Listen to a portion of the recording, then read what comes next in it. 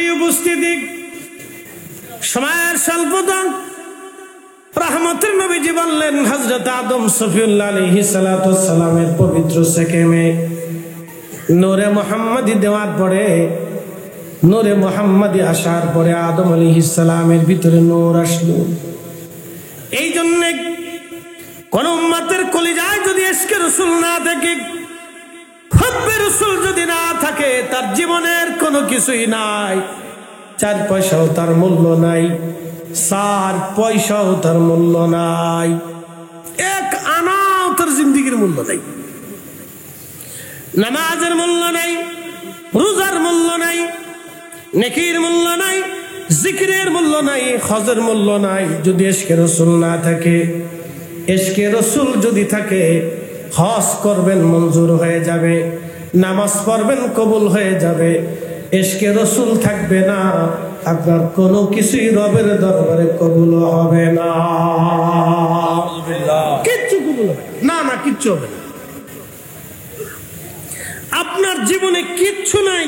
মনে রাখবেন, হযরত আবু বকর সিদ্দিক রাদিয়াল্লাহু তাআলা আনহুর 1 রাকাত নামাজ আর এই উম্মতের সারা জিন্দেগির নামাজ, ওজন দিলে 1 হবে না।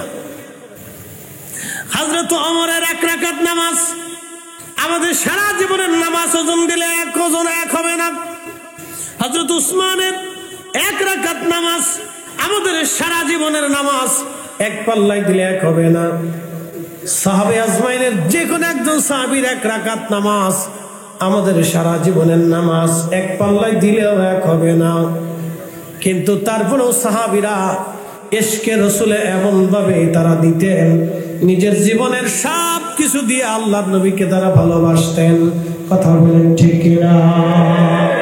সব কিছু দিতেন, সব দিয়ে দিতেন, কিছু রাখেন না, কোনো কিছু রাখেন না। আল্লাহর নবী সাহাবী সিদ্দিক আকবর,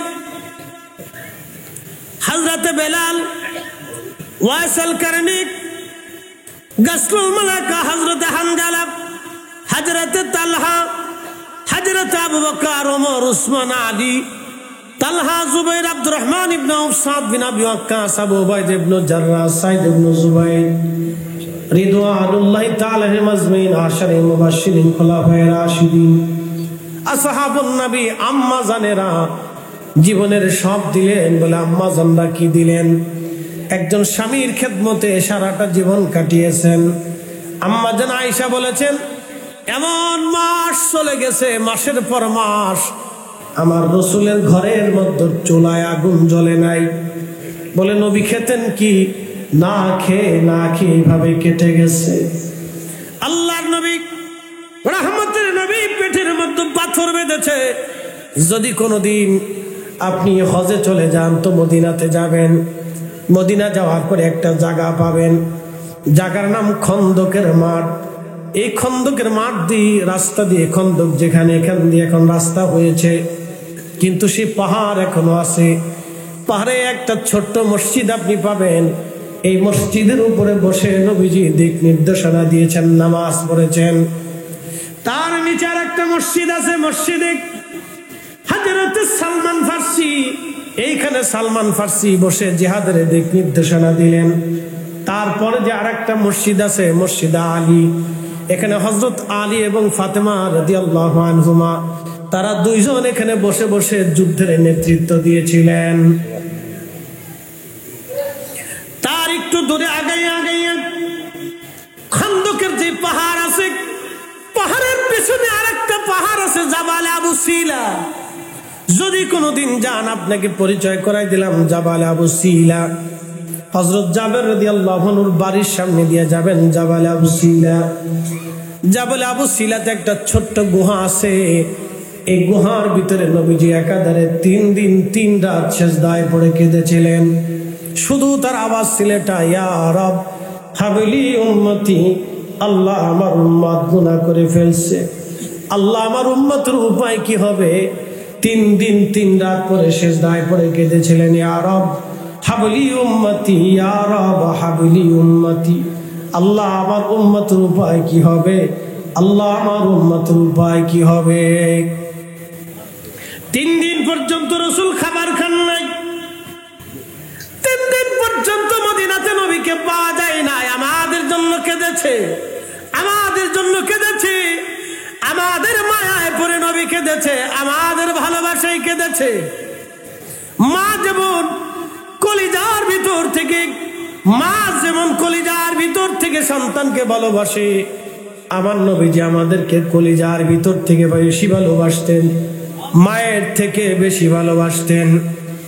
যদি বিশ্বাস না করেন, তারিখ ও সিরাতের ভিতরে আসছে হযরতে সাইয়্যিদা আমিনা রাদিয়াল্লাহু আনহা তিনি নিজে বলেছেন হালিমাতুস সাদিয়া রাদিয়াল্লাহু আনহার কাছে, হালিমা রে, তুমি জানো না তুমি কাকে নিয়ে যাচ্ছ আমার কোল থেকে? ওরে হালিমা, তুমি আমার সন্তানের পরিচয় তুমি জানো না হালিমা, তুমি কাকে নিয়ে যাচ্ছ আমার কোল থেকে? হালিমা রে, আমার সন্তান মুহাম্মদ আমিন যেদিন আমার কোল থেকে, আমার রেহেম থেকে দুনিয়াতে এসেছিল, হালিমা আমি শুধু নূর দেখেছিলাম, নূরের আলোতে সিরিয়ার রাজপ্রাসাদ আমি পরিষ্কার দেখেছিলাম। হালিমা আমি আরো দেখেছিলাম আমার সন্তান আমার রেহেম থেকে দুনিয়াতে আসার পরে আমি দেখলাম আমার সন্তান, দুনিয়ার অন্যান্য সন্তানরা কান্না করে, কিন্তু আমার সন্তানকে আমি সেজদারত অবস্থায় দেখেছিলাম। শুধু সেজদারত অবস্থায় দেখে না রে হালিমা, আমি আরো দেখেছি আমার সন্তান সেজদার মধ্যে পড়ে পড়ে একটা বাক্য বলে চিৎকার মেরে মেরে কাঁদতেছিল, ইয়া রব হাবলি উম্মতি, ইয়া রব হাবলি উম্মতি। একবার জোরে বলা যাবে কি ইয়া রাসূলুল্লাহ? তিনি আমার নবী জাবাল আবু সিলাতে নবীজি কান্না করলেন একাধার 3 রাত 3 দিন। যদি কোনোদিন মদিনাতে যাওয়ার সুযোগ হতে এখানে যাবেন, আপনাদেরকে পরিচয় করে দিবে না। যারা আপনাদেরকে হাসি নিবে ওরাও অনেকেই, ওদের অনেক লোক নিজেরাও জানে না এখানে কি আছে, এরা নিজেরাও জানে না, এরা নিজেরাও জানে না। আমি গিয়েছিলাম, আমার মদিনা ইউনিভার্সিটির একটা ছেলে ছিল বাড়ি সিলেটে, বিশ্বনাথ আলিয়া প্রিন্সিপাল মহোদয় সাবকেবলা ফুলতুলি রহিমাল্লাহর সন্তান, রোহানি সন্তান, প্রিন্সিপাল সাহেবের জামাতা মদিনা ইউনিভার্সিটিতে পড়ে। তো ছেলেটা আমরা সব ঘুরে ঘুরে দেখেছি, তোমরা ঘুরাই লইয়ে দেখে দেখাও রে বালা জিনিস। তো ইউনিভার্সিটিতে পড়েও সব চিনি। তো গত হাজে ও আমাকে দেখেছে, খুব ভালো ছেলে, খুব ভদ্র ছেলে, নিজের গাড়ি ছিল, ধনী পরিবারের ছেলে, নিজেরই গাড়ি, নিজের গাড়িতে ঘোরায় ঘোরায় ঘোরায় ঘুরে আমরা দেখেছি। তো জাবাল আবু সিলা, আল্লাহু আকবার, 3 দিন 3 রাত রহমতের নবী এখানে সিজদায় পড়ে কেঁদেছিলেন। যদি কোনোদিন যান তো এখানে যাবেন। আমরা দোয়া করছি, মিলাদ শরীফ পড়লাম, ফেসুগা জালিয়ার ভাইস প্রিন্সিপাল মহোদয় ছিলেন।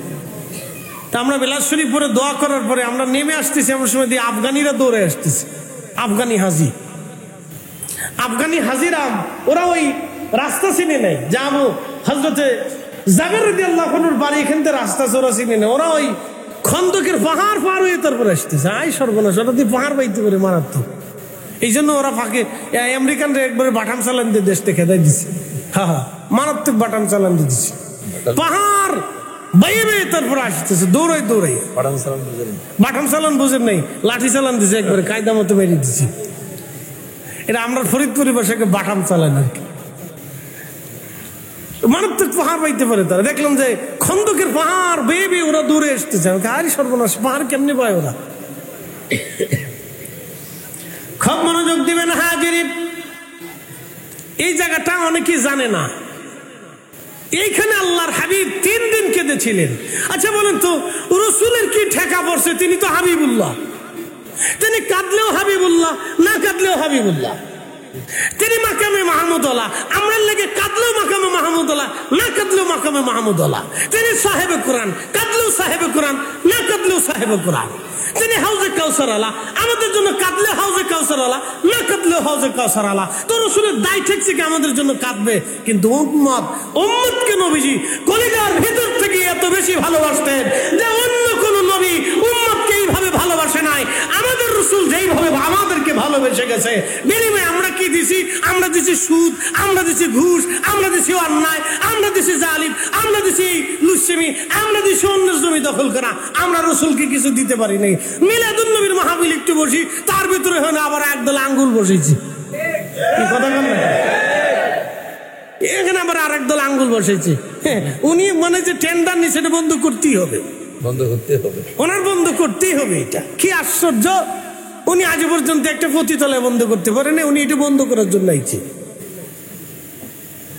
শতানে চিন্তা করে বাপরে বাপ, আমার কাজ উনি আঞ্জাম দিয়ে দিতেছে, অসুবিধা নেই, সাধারণ খুশি।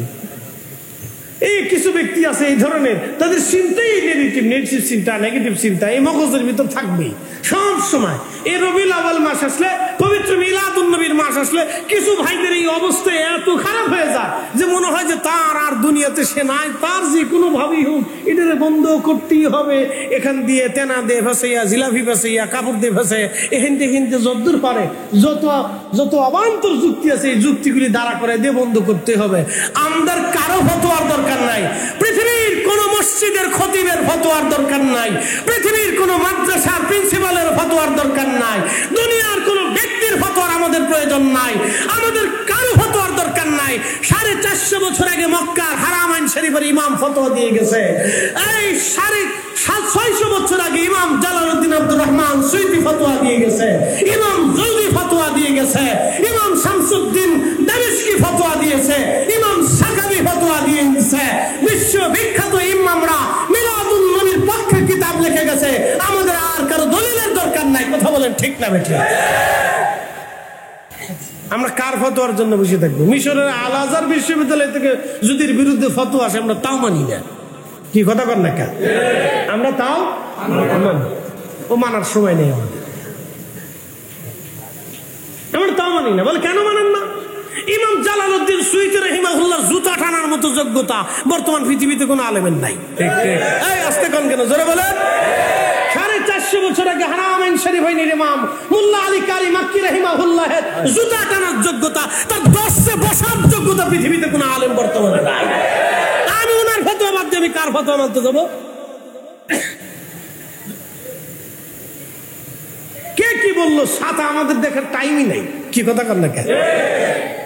ইশকে রাসূল অন্তরে নিয়ে আমরা কাজ চালাই। সোজা হিসাব সহজ। এটার সাথে দুনিয়ার কোন ব্যক্তির সম্পর্ক না। এই মাহফিলের সাথে সরাসরি আল্লাহর হাবিবের নাম জড়িত।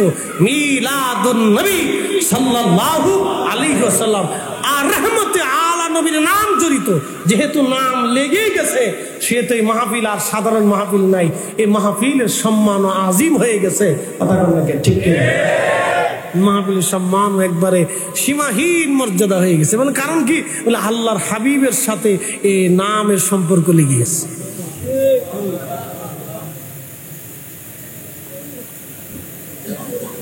খুব মনোযোগ দিবেন হাজিরিন। খন্দকের জিহাদের ময়দানে প্রিয় নবীজি 3 দিন পর্যন্ত মাটি কাটতেছিলেন, খাল খনন করতেছিলেন। মক্কা থেকে 10,000 কাফেররা পত্তলিকরা মদিনায় ধেয়ে আসতে আক্রমণ করার জন্য। তাদের চিন্তা মদিনার রাখবো না, একেবারে মদিনা তো মুনওয়ারা আমরা নিঃশেষ করে দিব।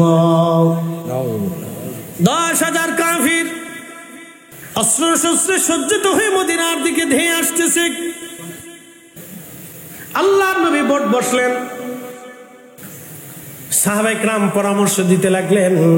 বয়োবৃদ্ধ সাহাবী হযরত সালমান ফারসি রাদিয়াল্লাহু আনহু, যিনার বয়স হয়েছিল 250 বছর। 250 বছর পর্যন্ত তিনি হায়াত পেয়েছিলেন।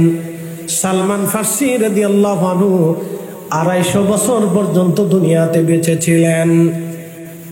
প্রিয় নবী আসার বহু বছর আগে তিনি জন্ম নিয়েছিলেন। ওনার ইসলাম গ্রহণের ঘটনা অনেক বড় বিরল। শত শত বছর উনি গির্জায় গির্জায় কাটিয়েছেন আল্লাহ পাওয়ার জন্য, কিন্তু আল্লাহ পান নাই। ওনার জীবনের শেষ, একেবারে শেষ যিনি পাদ্রী, তার বাড়ি ছিল ইরান।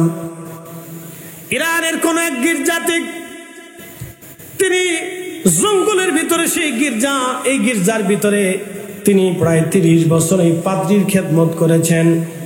পাদ্রী মারা যাবে, সালমান ফার্সি রাদিয়াল্লাহু আনহু তখন বৃদ্ধ হয়ে গেছেন, চুল দাড়ি পর্যন্ত পেকে গেছে। সালমান ফার্সি রাদিয়াল্লাহু আনহু ওই পাদ্রীকে বললেন, পাদ্রী আপনি তো এখন মারা যাইতেছেন, আপনি আমাকে এমন একজন পাদ্রীর ঠিকানা দেন যার খেদমতে গেলে আমি আখিরাত পাবো। ওই পাদ্রী ডাক দিলেন, সালমান, সারা পৃথিবীতে তন্ন তন্ন করে আমি বুজুর্গ কোন পাদ্রীর সন্ধান আমার কাছে নাই। সালমান রে, এমন কোন বুজুর্গ পাদ্রীর সন্ধান আমি তোমাকে দিতে পারবো না সারা দুনিয়াতে, যার কাছে গেলে তুমি আখিরাত পাবে। তবে তাওরাত, জবুর আর ইনজিলের বিধান মোতাবেক, নিদর্শন মোতাবেক সালমান সময় ঘনিয়ে গেছে, তুমি যদি পারো আখিরি নবী রাহমাতুল লিল আলামিন দুনিয়াতে তশরিফ আনবে, তুমি তার কাছে যে কালেমা পড়ে তার সাথী হয়ে যাও। সালমান ফার্সি বললেন, পাদ্রী আখিরি নবী আসবে, কোথায় গেলে তাকে পাওয়া যাবে? আমার তো ওই নবী দরকার।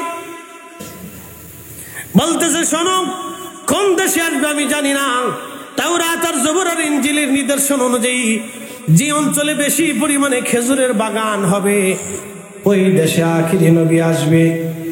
আর শোনো, আমার নবীজির নিদর্শন হলো তিনি সদকা খাবে না, কিন্তু হাদিয়া গ্রহণ করবে। আর একটা নিদর্শন তুমি তার মধ্যে পাবা, পবিত্র পৃষ্ঠ মুবারকে নবুয়তের একটা মোহর তুমি পাবা, কবুতরের ডিমের মতো পিঠ মুবারকে একটা মোহর যদি দেখো তাহলে বুঝবা সালমান তুমি আখিরি নবী। যদি তুমি পারো তো ওই নবীকে খুঁজতে খুঁজতে পাও, যদি ওই নবী তুমি পেয়ে যাও সালমান, তাহলে তোমার জীবন ধন্য হয়ে যাবে।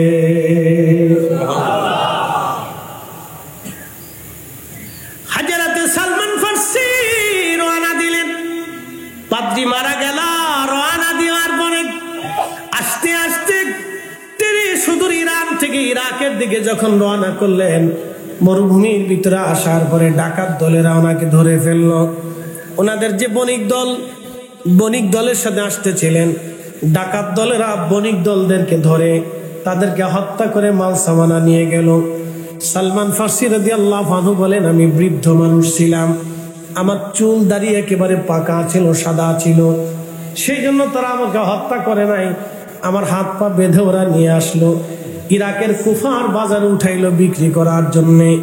আমি ইরাকের বাজারে আমার হাত পা বেঁধে রেখেছি, সকাল থেকে সন্ধ্যা পর্যন্ত কোনো মানুষ আমার দাম জিজ্ঞাসা করে নাই। আগের যুগে হাটে বাজারে মানুষ বেচা কেনা হতো, এখনকার হাটে বাজারে গরু ছাগল যেমন বেচা কেনা হয়, আগের হাটে বাজারে মানুষ বেচা কেনা হতো। কল্পনা করতে পারবেন যে পৃথিবী কত বড় অন্ধকারে ছিল। কল্পনা করতে পারবেন যে একটা মা বাবা নিজে ইচ্ছা করে কন্যা সন্তানকে জীবন্ত কবর দিত, বিচার ছিল না, সালিশ ছিল না, বাধা ছিল না, বিভক্তি ছিল না, কেউ বাধা দিত না। ভাবতে পারবেন যে পৃথিবী কত অন্ধকারে ছিল। সেই সময় রহমতের নবী দুনিয়াতে আসলেন, অন্ধকার পৃথিবীকে তিনি আলোকিত করলেন, তিনি নূরের আলো দিয়ে সারা পৃথিবী উদ্ভাসিত করলেন। তো সেই রাসূল আসলে আমি খুশি হব না তো কে খুশি হবে? আমার চাইতে বেশি খুশি কে হবে?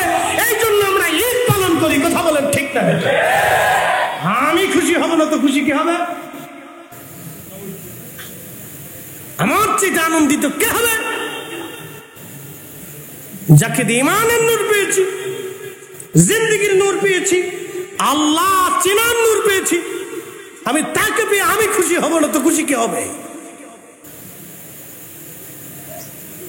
প্রিয় উপস্থিতি হাজিরিন, মনোযোগের সাথে কথাগুলি শুনবেন।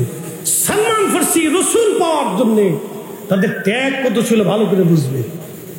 নবীর খুশিতে আত্মহারা হয়ে পাদ্রীরে দাফন করিয়ে সে রওনা করছে সুদূর ইরান থেকে ইরাকের দিকে। কোথায় খেজুরের বাগান বেশি আছে খুঁজতে খুঁজতে ইরাকে উনি, কিন্তু ভাগ্য ওনাকে টেনে নিয়ে আসলো গোলাম হিসেবে। কিন্তু উনি জানে না এই গোলামের ভিতরেই উনার জন্য রহমত নিহিত আছে। আল্লাহু আকবার। হাত পা গুলি বেঁধে রাখছে সালমান ফার্সি। বিকেল বেলা সন্ধ্যার আগে মদিনা থেকে এক ইহুদি গেছে, মদিনা থেকে এক ইহুদি গেছে, এক মদিনার এক ইহুদি গেছে ইরাকের বাজারে। যখন ইরাকের বাজারে গোলাম কিনতে গেছে, সারাদিন ঘুরলো, কোনো গোলাম পছন্দ হয় না। দেখে একটা গোলাম দেখা যায় বয়োবৃদ্ধ, চুল দাড়িগুলি একেবারে পাকা, অনেক বয়স্ক। তখন সালমান ফার্সি রাদিয়াল্লাহু আনহুর বয়স 200 বছর, 200 বছর। তখন বিরাট বয়সী মানুষ, একেবারে নজ্জ, চুল দাড়িগুলি একেবারে পাকা, চামড়াগুলি ঘষিয়ে গেছে। হযরত সালমান ফার্সি রাদিয়াল্লাহু আনহু ইহুদি যায় বলতেছে, হে লোকেরা, তোমরা এই বৃদ্ধকে ধরে আনছো কেন? বলে বেশ বিক্রি করার জন্য। কত দাম? বলে দেখো, সারাদিন তাকে বাজারে রাখছি, কোন মানুষ দাম জিজ্ঞাসা করে না, বৃদ্ধ মানুষ বিধায়। দেখবেন যারা একেবারে বুড়া হয়ে যায়, সমাজে তার কোনো দাম নাই, পরিবারেও দাম নাই, দোকানেও দাম নাই। বলে কারণ কি? শোনেন, সারা জীবন মনে রাখবেন, আপনি যখন বৃদ্ধ হবেন, আবার অসুস্থ হবেন, পরিবারের কাছে আপনার কোনো মূল্য নাই। ছেলেরা বলবে বাবা খিটখিট করে বেশি কথা বলে, বেটার বউ বলবে বাবা আমার শ্বশুর আব্বা বৃদ্ধ হয়ে গেছে, একেবারে খালি বেশি কথা বলে, ঘন কথা বলে। তখন তার কাছেও ভালো লাগে না, স্ত্রীর কাছেও ভালো লাগে না, ছেলে মেয়েদের কাছেও ভালো লাগে না, বৃদ্ধ হয়ে গেলে ভালো লাগে না। জগতের নিয়ম, গরু যখন বুড়া হয়ে যায়, গরুর মালিক তাড়াতাড়ি বিক্রি করে দেয়। এটা একেবারে এই কষাই নিয়ে এটার জবাই করে গোশত বানাইয়া বিক্রি করে দেয়। এই জন্য বুড়া হওয়ার আগে সম্বল গুছায় রাখবেন। খালি ওয়ার শুনে গেলে হবে না, কাজের ওয়ার শুনে যা, এগুলি করে রেখে বুড়া হয়ে গেলে সমাজে মূল্য থাকে না। দূর, বুড়া মানুষ বুঝে কি? বুড়া মানুষ বুঝে কি? যুবকরা বুড়া মানুষ বুঝে কি? দোকানদার বুড়া মানুষ চাটা খায়, বুঝে কি? বুড়া আর বুঝে না। পরিবারে গেলে কে ধর বুড়া মানুষ খালি ঘন ফেসাল মানে বুঝে কি? বুড়া আর বুঝে না। বুড়া খেলেও কেউ বুঝে না, ছোট খেলেও কেউ বুঝে না, বুঝছেন না? পুরুষ মানুষ কোনো সময় বুঝে না। বউয়ের কাছে গেলে বউকে তুমি বুঝো কি? মার কাছে গেলে তুই বুঝোস না, তুই ছোট মানুষ। বাপের কাছে গেলে তুমি বুঝতে না। ফ্যামিলিতে গেলে ফোলাফানি বড় হয়ে গেলে আব্বা তুমি বুঝো টুঝো না। বুড়াই গেলে সমাজকে তুমি বুড়া মানুষ তুমি বুঝতে না। পুরুষ মানুষ জীবনে কোনোদিন বুঝে না, বুঝছেন না? কোনো সময় সে বুঝে না। জোয়ান কালে বউয়ের কাছে বউকে তুমি বুঝো না, একবারে সাচ্চা কথা বললাম। ছোট কালে বুঝেন নাই, জোয়ান কালেও বুঝেন নাই, বুড়া কালেও বুঝবেন না। আপনার আমার জিন্দিগি ছিল এগুলো আমরা বুঝলামই না কোনোদিন। তো খুব বড় যোগ দেন। এই জন্য সালমান ফার্সি নিয়ে বুড়া দেখিয়া কেউ দাম জিগে না। বলে আমরা বুড়া মানুষ ধরে এনে বিপদে পড়ছি, তুমি যা খুশি মনছে দিল হয়ে যাও, এটা কেউ দাম টাম জিগে না। আচ্ছা কমতি 200 বছরের বয়সে বুড়া দিয়ে মানুষ কিতা করবে? এই জন্য বৃদ্ধ কোন রিক্সাওয়ালা হলে 10 টাকার ভাড়া 30 টাকা দিবে, মনে থাকবে? যদি কোনোদিন বৃদ্ধ রিক্সাওয়ালা দেখেন, দিন মজুর দেখেন, কাজের লোক দেখেন, ভাববেন সে ভিক্ষায় নামে নাই, সে তার পরিশ্রম শেষটা দিয়া পরিশ্রম করে রুটি রুটি করে খাইতে চাইতেছে, বেতন 100 টাকার জায়গায় 500 টাকা দিয়ে খুশি হবে, দোয়া করবে। যুবক আপনাকে বলতেছি, যদি কোনোদিন দিন মজুর রিক্সাওয়ালা, দিন মজুর চাকরিওয়ালা, এই আপনার খেটে খাওয়া মানুষ ছোটখাটো ব্যবসা নিয়ে বসে রয়েছে, বেচা কিনা নাই, বৃদ্ধ মানুষ বসে রয়েছে, তো তার কাছ থেকে মাল কিনে নিয়ে আসবেন, প্রয়োজন নাই তারপরেও কিনে নিয়ে আসবেন। হ্যাঁ, খুশি হবে। এগুলি শিখে যান, এগুলি কাজের জিনিস। আমরা কাজ ছাড়া খালি অকাজ করি, কাজ ছাড়া অকাজ করি, এগুলি কিনে নিয়ে আসবে। ওই বৃদ্ধ মানুষ বসে বিক্রি করতেছে, বুঝবেন কোনো বিশেষ কোনো প্রয়োজনে এই বেটা বসে বিক্রি করতেছে। হ্যাঁ, ভিক্ষা করে নাই, সে কাজ করে খাতে চেষ্টা করতেছে, তো ওনার কাছ থেকে কিনে আনবেন। বৃদ্ধ রিক্সাওয়ালা পেট্রোল মারতেছে, 10 টাকার ভাড়া 50 টাকা দিবে। মনে রাখবেন, সে ভিক্ষা করতেছে না, সে কাজ করে খাওয়ার, তার জীবনের শেষ চেষ্টা দিয়ে চেষ্টা করতেছে কাজ করে খাওয়ার জন্য। বৃদ্ধ মানুষ দোকানে বসে রয়েছে, আপনি দেখবেন যে বৃদ্ধ মানুষ 2 কাপ চা খাওয়াবেন, একটা বিস্কিট কিনে দিবেন, নাহলে ভালো কিছু কিনে দিবেন, নাহলে একটা 2টা কলা কিনে দিবেন, খাওয়াবেন, তাকে নাস্তা করাবেন, চাচা কি খাবেন খান, আমি আজকে আপনাকে খাওয়াবো, খুশি হবে, দোয়া করবে। এগুলি কাজ করে। কিছু কিছু ভালো কাজ আছে যেগুলি করলে আল্লাহর পক্ষ থেকে আপনার উপর তাইদ আসবে। ও বৃদ্ধ এখানে বসে দোয়া করবে, আপনার জিন্দেগিতে কোনোদিন রিজিকের অভাব হবে না। একসাথে বলবেন আল্লাহু আকবার। করেন, এগুলো করেন, ভালো কাজ করে, যেগুলি কাজ দরকার এটা করেন, ও কাজ করে লাভ কি দুনিয়াতে। এমন জীবন করিও গঠন, হাসিবে তুমি কাঁদিবে ভুবন। এমন জীবন করিও গঠন, হাসিবে তুমি কাঁদিবে ভুবন। এমন জীবন করিও না গঠন, কাঁদিবে তুমি হাসিবে ভুবন। ছোট্ট দেখতেছেন, এই কাজটা মানে ছোট না, কাউকে মাহরুম করবেন না। এরকম কিছু কিছু সিচুয়েশনে পথ চলার সময় আপনার নজরে পড়ে যাবে, তখন তাকে মাহরুম করেন না। আল্লাহ বরকত দিবে। রিজিক আমরা দিই না, রিজিক উনি বন্টন করে। আপনি হাজার চেষ্টা করলে অনেক রিজিক পাবেন না, উনি যেটা দিবে সেটা পাবেন। এদেশে হাজার হাজার কোটি টাকার মালিক আছে, হসপিটালে যে পড়ে রয়েছে, খাবার বরাদ্দ নেই, রিজিক বরাদ্দ নেই। ও সকালে এই অদ্দুর, বিকেলে অদ্দুর, রাতে অদ্দুর। পাখি মুরগিতে যেমনি খায় এমনি খাওয়া, বিড়ালে যদ্দুর খায় তদ্দুর খাইতে পারে, এর বেশি খাইতে পারে না। ডাক্তার নিষেধ করছে খেতে পারবেন না, এটা খাবেন না, এটা খাবেন না, এটা খাবেন না, এটা খাবেন না, এটা খাবেন না। বেটা তুমি মরে যাই বালা। কোটি কোটি টাকা থাকলে বরাদ্দে খাবার আসে না। এই জন্য দোয়াতে বলবেন আল্লাহ উত্তম হালাল তৈয়বান, হালাল এবং তৈয়ব ভালো খাবারটা আপনি আমার জন্য বরাদ্দ করেন। টাকা থাকলে মানুষ খাবার হয় না, আবার টাকা ছাড়াও আমার মানুষের জন্য অবারিত রিজিক আসে। একসাথে বলবেন না মারহাবা, মারহাবা। বুঝেছি, কাজে লাগবেন ইনশাআল্লাহ। এই জন্য উত্তম রিজিকের দোয়া করবেন যে আল্লাহ তুমি আমার উত্তম রিজিক খাও, উত্তমটা দাও আল্লাহ, ভালোটা দাও, হালালটা দাও, পরিশুদ্ধ রিজিক তুমি আমারে দাও। দেখবেন ভালোটা আল্লাহ আপনার আল্লাহর পক্ষ থেকে দিবে। আমরা রিজিক বন্টন করতে পারি না ভাই, উনি বন্টন করে। শত শত কোটি টাকা থাকলে আপনি খেতে পারবেন না, উনি বরাদ্দ না করলে। মনে রাখেন এটা, সারা জিন্দেগি মনে রাখবেন। প্রিয় উপস্থিতি হাজির, হাজরাতে সালমান ফারসি রাদিয়াল্লাহু আনহুকে কম দামে মদিনায় কিনে আনা হলো। একেবারে কম দামে নিয়ে আসার পরে এবার ইহুদি তাকে নিয়ে যেয়ে বললেন, সালমান তুমি তো একজন বৃদ্ধ মানুষ, কঠিন কোনো কাজ তুমি করতে পারবে না। সালমান তোমাকে একটা সহজ কাজ দিয়ে দিলাম, আমার অনেক খেজুরের বাগান আছে। সালমান তুমি বাগান পরিচর্যা করবা, বাগান দেখাশোনা করবা, তোমার মালির দায়িত্ব দিয়ে দিলাম। সালমান ফারসি বলেন আমি বেশ অনেকদিন মদিনার খেজুরের বাগানে কাজ করলাম, কিন্তু মনের ভিতরে একটা প্রশান্তি লাগতে লাগলো যে যেখানে বেশি বেশি খেজুরের বাগান সেখানে আখিরি নবী আসবে। আমার পাপজি বলে গেছে, আমার হুজুর বলে গেছে। তাহলে মন বলতেছে আল্লাহ বুঝি আমার সেই জায়গায় নিয়ে আসছে। খুবই মনোযোগ দিবেন। হযরত সালমান ফারসি রাদিয়াল্লাহু তাআলা আনহু তিনি বলতেছেন, আমি একদিন খেজুর গাছের মাথায় উঠলাম গাছ পরিষ্কার করার জন্য। এমন সময় দেখি আমার যিনি মালিক ছিলেন, মালিকের ছেলের বন্ধু দুইজনে গাছের নিচে দাঁড়ায় দাঁড়ায় গল্প করে শুনছো। আমাদের মদিনাতে একজন নবী আসছে, আমার রসুলের নাম ধরে তারা হাসি তামাশা করতেছিল, ঠাট্টা করতেছিল। সালমান ফারসি কাজ বন্ধ করে দিয়ে কান পেতে পেতে কথা শুনতে লাগলেন, আর চোখের পানি ছেড়ে ছেড়ে কাঁদতে লাগলেন। আল্লাহ তুমি আমাকে এমন জায়গা নিয়ে আসছো, গোলামির বন্ধন দিয়ে দুনিয়াতে নিয়ে আসলা, কিন্তু গোলামি দিয়ে নিয়ে আসছো রসুলের দরবার পর্যন্ত।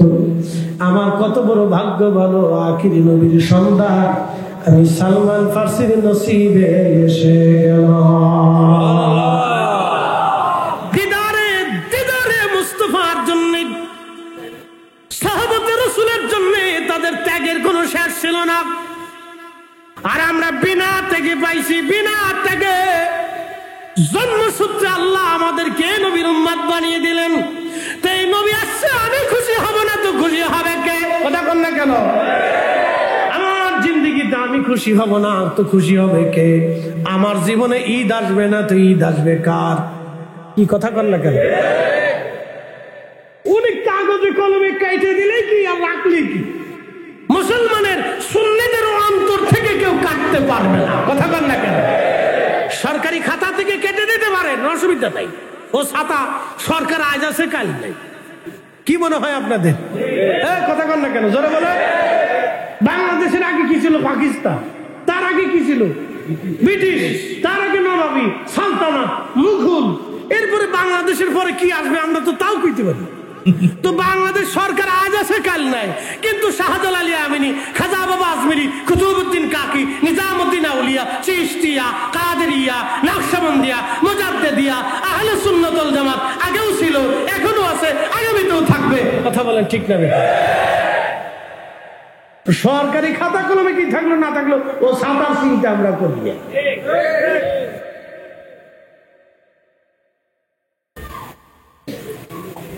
সৌদি আরবের খাতার থেকে বাদ দিছে, তাতে কি হয়েছে?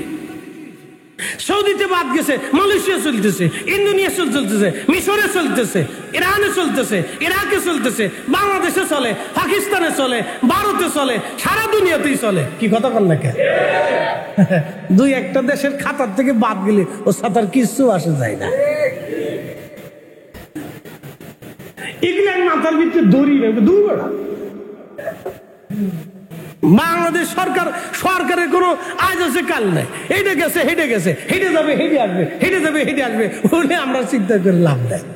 কোনটা যাবে কোনটা আসবে ও চিন্তা নাই। শাহজালাল আমিনী 750 বছর আগেও ছিল, এখনো ওনার জিয়ারত চলতেছে। এর ভিতরে কত আমির গেছে, ওমরা গেছে, প্রেসিডেন্ট গেছে, রাজা গেছে, বাচ্চা গেছে, জমিদার গেছে, আইন গেছে, হেঁটে গেছে, সেটা গেছে, সকালে বিকেলে রাত্রে হেঁটে যায়, হেঁটে যায়। অলিরা আগেও ছিল, এখনো আছে, আগামীতেও থাকবে। আহলে সুন্নাত ওয়াল জামাত আগেও ছিল, এখনো আছে, আগামীতেও থাকবে। যতদিন আল্লাহর আসমান থাকবে, জমিন থাকবে, যতদিন ওলি আল্লাহ থাকবে, ওলির দরজা খোলা থাকবে, বেলায়েতের দরজা খোলা থাকবে, ততদিন আহলে সুন্নাত ওয়াল জামাত থাকবে। কথা বলেন ঠিক না? হিসাব সহজ। এজন্য আমি কোন রাষ্ট্রের হিসাব করি না, আমি হিসাব করি অলিদেরটা। কাদেরিয়া, চিশতিয়া, নকশবন্দিয়া, মুজাদ্দিদিয়া, সোহরাওয়ার্দিয়া, ওসমানিয়া, নিজামিয়া, এইটার হিসাব করি। আমি কোন ওই সাম্রাজ্যের হিসাব করি না। চিন্তা মুক্ত থাকে, কোনো টেনশন নেই। আল্লাহর যেটা করে সেটা আল্লাহ করে। বিজয় আমাদের হাতে না, ওনার হাতে। মনে রাখবেন, ওলি কিয়ামত পর্যন্ত আসবে। কি কথা বল না কেন? এখন খেদমত করতেছে শাহের শ্রীকোট, আর এক সময় দেখবেন আরেকজনকে আল্লাহ দাঁড়া করে দিচ্ছে। কি কথা বল না কেন? হ্যাঁ, দেখবেন ওনার নসলে আরেকজন আল্লাহ দাঁড়া করাই দিচ্ছে। একজনই সারা দুনিয়া পাগল করে ফেলবে। শাহজালাল আমিনী বেশি জন ছিলেন না, একজনই ছিলেন। 360 জন নিয়ে আসেন, সারা দুনিয়া লড়াই ফেলছে। খাজা বাবা আজমিরি একাই ছিলেন। হাই হাই হাই, সিহারা দেখে মানুষ, ওনার সিহারা দেখে মুসলমান হয় নাই, ওনার কাজ দেখে, জবান দেখে, কামালিয়াত দেখে 90 লক্ষ মানুষ কালেমা পড়িয়া সেই দিন দিন কবুল করিয়া আল্লাহর জিকিরে, ফিকিরে, ইবাদতে সেই দিন আল্লাহর জমিন, আল্লাহর আকাশে কালেমার পতাকা উড়িয়ে দিয়েছিলেন। কথা বলেন ঠিক না? একা একা একা। আমরা 200 কোটি যা পারি নেই, উনি একা তা করে দেখাই দিচ্ছে। 200 কোটি মুসলমানে যা পারিনি, কি পারছি আজ পর্যন্ত? পারছি ফিলিস্তিনে বাঁচাইতে? হ্যাঁ, 200 কোটি মুসলমান, 50টা মুসলিম দেশের 50 জন সেনা প্রধান পারে নাই ফিলিস্তিনে বাঁচাইতে। তো কি করছি আমরা? ঘোরার দিন করছি, আঙ্গুল চুষছি। কি কথা কন না কা? আঙ্গুল চুষছি আমরা, কি ছাতা করছি, ঘোরার দিন করছি, কিচ্ছু করতে পারি। এই জন্য ওলিরা যা করছে সারা দুনিয়ার মুসলমান তা দিতে পারবে না। মনে রাখবেন এটা।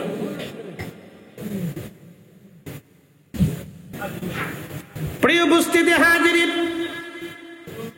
হযরতে সালমান ফারসি রাদিয়াল্লাহু আনহু বলেন, আমি সব কিছু ঠিকানা নিলাম, সন্ধ্যাবেলা মালিকের কাছে গেলাম। মালিক আপনি আমার একটু ছুটি দেন। কোথায় যাবি সালমান? বলে আমি বৃদ্ধ মানুষ, মদিনার বাজার থেকে ঘুরে আসি।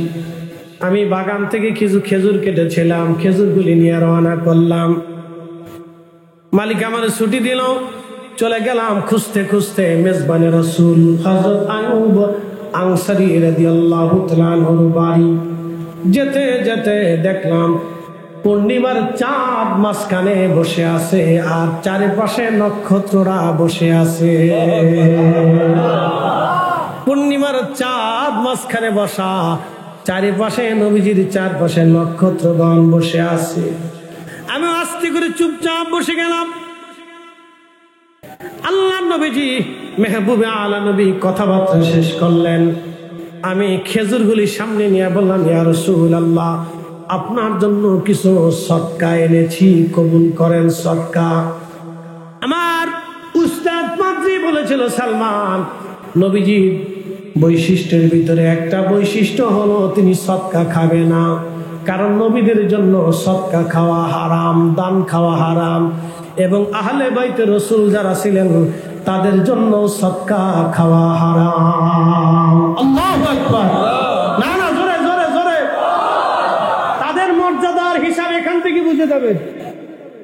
দুনিয়ার সবার সদকা খেতে পারবে, কিন্তু আহলে রাসূলরা সদকা খেতে পারবে না। মনে রাখেন, এটা তাদের মর্যাদা। আমরা সদকা খাবো, আমরা সদকা খাবো না, আহলে রাসূলরা সদকা খেতে পারবে না, এটা তাদের মর্যাদা। আল্লাহ তাদের জন্য এটাকে বৈধ রাখে নাই। মুসলমান শোনেন, সালমান ফারসি যখন তিনি খেজুর দিয়ে বলেন, হুজুর আমি সদকা আনছি, দান আনছি, আপনি দান নেন, আপনার জন্য আনছি, প্রিয় নবী মুস্কি হাসি দিলেন। হাসিটা দিয়ে নামটা বললেন সালমান। আমি রাসূল সদকা খাই না, সদকা আমাদের জন্য হারাম। জোরে বলা যাবে কি মারহাবা? সালমান ফারসি মনে মনে খুশি, একটা পেয়ে গেলাম, বাকি দুইটা এখনো আছে। পরের দিন আবার আসলেন, আবার মালিকের বললেন, মালিক আমার একটু বিদায় দেন। কোথায় যাবি সালমান? একটু ঘুরে আসি, আমি বৃদ্ধ মানুষ, ভালো লাগে না। একটু ডানমাম বলিয়া সালমান ফারসি চলে আসছেন। আসার পরে সালমান ফারসি আবার বসে গেলেন। পরের দিন ওই খেজুরগুলি হাতে দিয়ে বলেন, ইয়া রাসূলুল্লাহি, ইয়া হাবিবাল্লাহ, নবীজি আজকে আমি আপনার জন্য হাদিয়া এনেছি, হাদিয়া। আল্লাহর নবী বললেন, সালমান, হাদিয়া নবীদের জন্য হালাল, তুমি হাদিয়া এনেছো, এটা আমি গ্রহণ করতে পারি। আল্লাহর নবী খেজুর গ্রহণ করলেন। সালমান ফারসি বিরাট খুশি, তার জীবনে ঈদ এসে গেল। ঈদ, আল্লাহু আকবার। জীবনে কি এসে গেল? ঈদ এসে গেল। যে আমার সারা জীবনের সাধনা আজকে কবুল হচ্ছে, ঈদ এসে গেল। এই ঈদ কি জিনিস, এটা যদি বুঝাইতে হয় তো আপনার লাইলি মজনু হইতে হইবে। সেটা হুজুর বয়ে রয়েছে, পাবলিক বসে রয়েছে, মহিলারা বসে রয়েছে, বেশি বাচ্চারা বসে রয়েছে, বেশি গভীরে যাওয়া যাবে না। তো ঈদ কি জিনিস, এটা বুঝতে হলে লাইলি মজনু হইতে হবে। ঈদ তো তার জন্য আসবে, তার অন্তরে যে ইশকে রাসূল দিয়ে যার কলিজা পুরায় দেয়, কথা বল না, ঠিক কিনা? তার জন্যই ঈদ কি জিনিস। বিরাট খুশি, আমার জীবনের শ্রেষ্ঠ আনন্দ আজকে হচ্ছে, আমার জীবনে সে মাসুক আমি পাইতেছি আজকে, যার জন্য বছরের পর বছর কত পথ, কত দেশ দেশান্তর, কত গির্জা পাদ্রীর স্থান পরিবর্তন হয়েছে।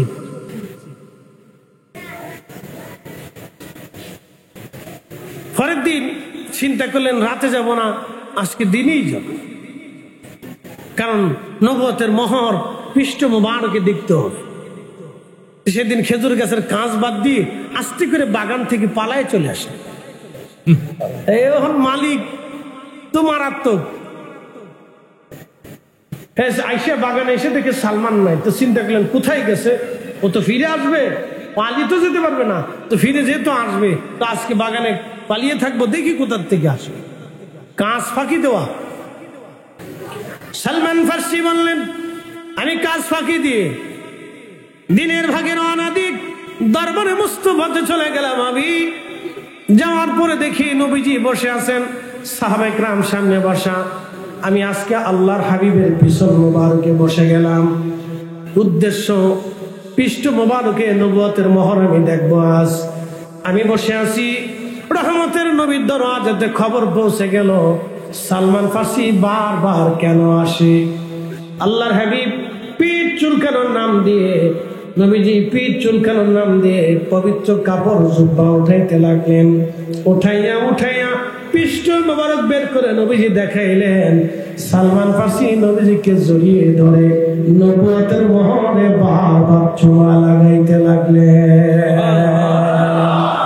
सबसे आला आला हमारा नबी, सबसे भाला आला हमारा नबी, अपने मौला का प्यारा हमारा नबी, अपने मौला का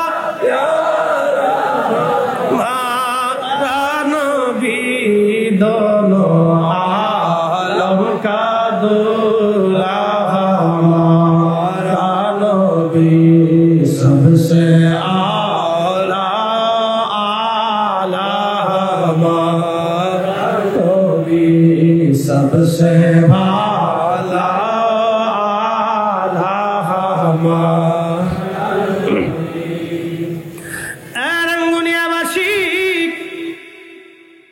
খুবই মনোযোগ দিবেন ভাইজান আমার। সালমান ফার্সি রাদিয়াল্লাহু আনহু নবীর পিছন মোবারকে নবুয়তের মোহর মোবারকে বারবার বারে বারে চুমা লাগায় সাহাবীরা ছুটাইতে গেলেন। হে বৃদ্ধ, তুমি করো কি? প্রিয় নবীর কষ্ট হয়। আল্লাহ নবী বললেন, সাহাবীরা সরে যাও, বাধা দিও না। অনেক দিনের আশা সালমানের আজ পুরা হতেছে। চুমা খেলেন। চুমা খাওয়ার পরে সালমান ফার্সি রাদিয়াল্লাহু আনহু বলেন, হুজুর আমার আর বুঝার বাকি নাই, আমি বুঝে ফেলেছি আপনি আখিরি নবী। মেহেরবানি করে কালেমা পড়ে আপনি আমার দীক্ষা দিয়ে দেন। লা ইলাহা ইল্লাল্লাহু মুহাম্মাদুর রাসূলুল্লাহ সাল্লাল্লাহু আলাইহি ওয়াসাল্লাম। কালেমা পড়ে চলে গেলেন। বাগানে মালিক চুপচাপ বসে আছে। সালমান ফার্সি রাদিয়াল্লাহু আনহু বাগানে ঢুকলেন। মালিক দেখে বললেন, এ বুড়া কোথায় গিয়েছিলি বল? সালমান ফার্সি বললেন, মালিক মুসলমান মিথ্যা বলে না, আমি আমার রাসূলের দরবারে যে কালেমা পড়ে মুসলমান হইছি। এই কথা বলার পরে ইহুদি তাকে মারতে শুরু করলেন। এমন মার দিলেন, প্রত্যেকটা আঘাত মুখের মধ্যে বসে গেল। উনি বৃদ্ধ মানুষ ছিলেন। খাবার বন্ধ করে দিলেন। মাঝে মধ্যে হাত পা বেঁধে চাবুক দিয়ে পিটানো হতো। চামড়াগুলি খসে খসে ছিঁড়ে ছিঁড়ে রক্ত পড়তে লাগলো। ওষুধ ব্যবহার করতে দিত না। রাতের আধারে প্রচন্ড ব্যথায় সালমান ফার্সি বহু রাত ঘুমাইতে পারেন নাই। অপরাধ কি? শুধু কালেমা পড়েছিল সেই দিন। অপরাধ কি? শুধু কালেমা পড়েছিল। অপরাধ কি? ইশকে রাসূল দিয়ে কলিজা ভরে রেখেছিল। অপরাধ কি? দরবারে মুস্তাফার গোলাম হয়েছিল। অপরাধ কি? নবীজির খাদমতে যাইয়া নবীজির সাহাবী হয়েছিল। এই অপরাধে সেই মালিক তাকে বহুদিন পর্যন্ত মারতে লাগলো। খাবার দাবার বন্ধ হয়ে গেল। প্রচন্ড নির্যাতন সহ্য করতে না পারে আল্লাহর হাবিবের বারগাহে একদিন বসে বসে কান্না করে নবীজি বললেন, সালমান কি জন্য তুমি কান্না করো? বলে, হুজুর কালেমা পড়ার কারণে, আপনার কদমে আসার কারণে আমার মালিক, আমি তো তার গোলাম, আমাকে এমন ভাবে অত্যাচার করে। জুব্বা খুলে দেখায় বলেন, হুজুর আমার পিঠের মধ্যে জায়গায় জায়গায় চাবুকের দাগ পড়ে আছে। গোশত চামড়াগুলি জায়গা জায়গা থেকে উঠে চলে গেছে, ঘা হয়ে গেছে। হুজুর আমার খাবার বন্ধ করে দিয়েছে নবীজি, আমি বৃদ্ধ মানুষ, এই অত্যাচার আমার সহ্য হয় না। হুজুর আমাকে ক্ষমা করবেন, মনে হয় আমি আর বেশি সময় বাঁচতে পারবো না নবীজি। আল্লাহর নবী তার কষ্টখানা দেখার পরে বলেন, সালমান তোমার মালিকের দিয়া বলো কোন বিনিময়ে কি তোমার মালিক তোমাকে আজাদ করে দিবে কিনা। সালমান ফার্সি চলে গেলেন, ইহুদির কাছে যা বললেন, মালিক রে তুমি তো আমাকে কিনে আনছিলে, আমি তোমার গোলাম, বড় কোন বিনিময়ে কি তুমি আমাকে মুক্ত করবানি। ইহুদি জবাব দিল, সালমান মুক্ত করে দিতে পারি, কিন্তু শর্ত হলো যদি তুমি 400 খেজুরের গাছ আমাকে লাগাই দিবা। 400 খেজুর গাছের ভিতরে 1 বছরে খেজুর ধরা লাগবে। একটা খেজুর গাছে যদি খেজুর না ধরে শর্ত বাতিল, একটা খেজুর গাছ মরে গেলেও শর্ত বাতিল। দুনিয়াতে কোনো নজির নাই 1 বছরে খেজুর গাছে খেজুর ধরে, আর 400 গাছ লাগাইলে 2-1টা তো মারা যাবে, 400 গাছ তো আর বাঁচবে না।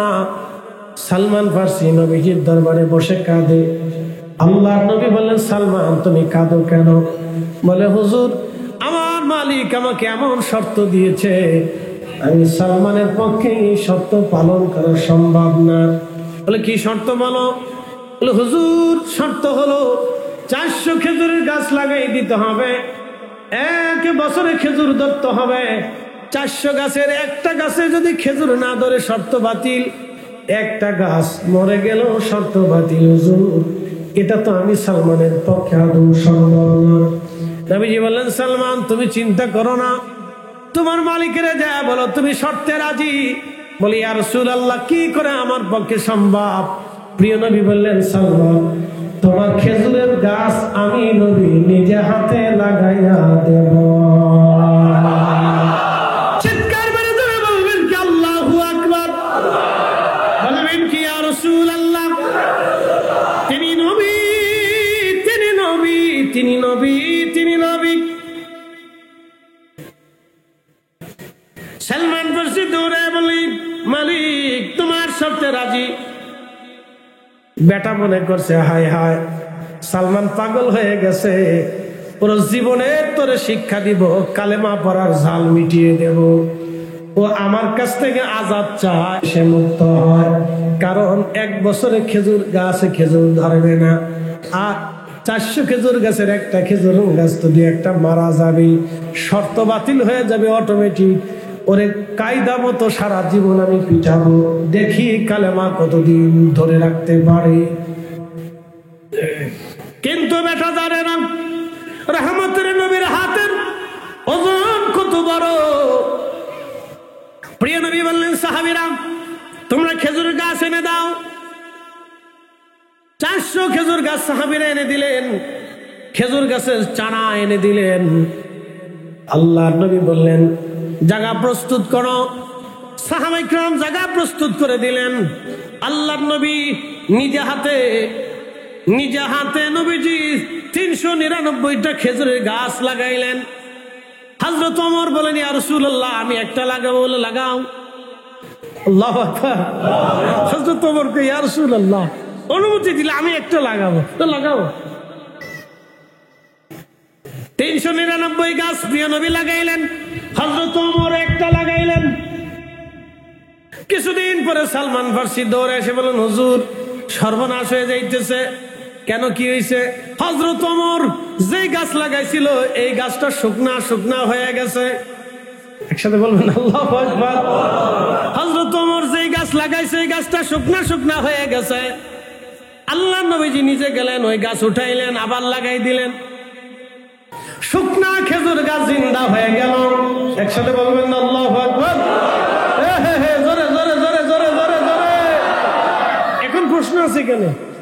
নবীজি 399টা লাগাইলেন, হযরত ওমর একটা লাগাইলেন।